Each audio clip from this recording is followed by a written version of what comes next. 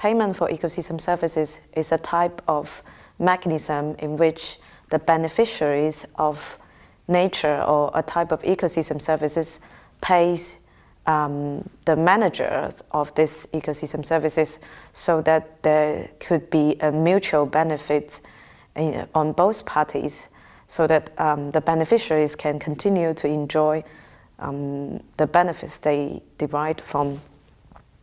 For example, the people from upper watersheds gets paid to protect the watershed so that the people from lower watershed can continue to enjoy clean air, clean water and fresh air. In general, though it's not always true, that upper watersheds or the managers of nature is generally poorer because they often live in remote areas where there are very few economic development opportunities.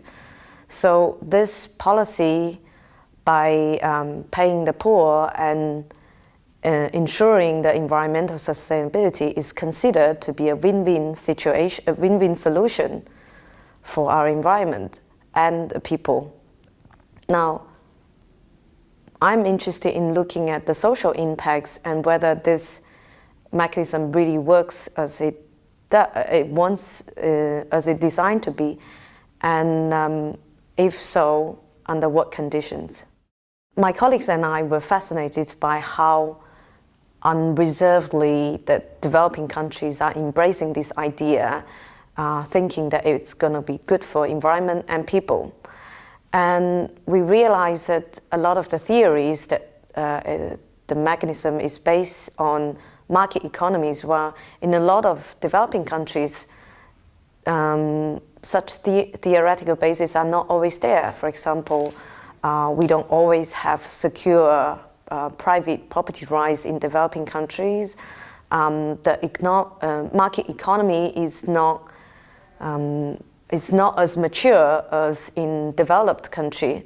So we're interested in looking at how different the theory is from the reality on the ground. And we also think that if we believe that this policy will have some social impacts and desirable social impacts, then we need to monitor and to check whether they have done so, and whether the monitoring mechanism should be the same as what we read in economic textbooks or sociology textbooks, which is developed from a totally different basis, a theoretical basis.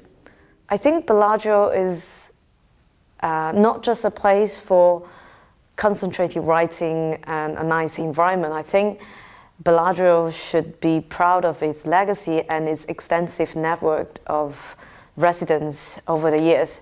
In fact, this paper, for me, is a collaboration between myself and a former Bellagio resident. So I think the network we are seeing here is fascinating, and during the last couple of weeks, I have enjoyed my time here, most because of the daily conversation and the learning happening at a very casual, comfortable environment with other fellow residents. So I think this has been a great learning experience for me and very enriching for my work as well.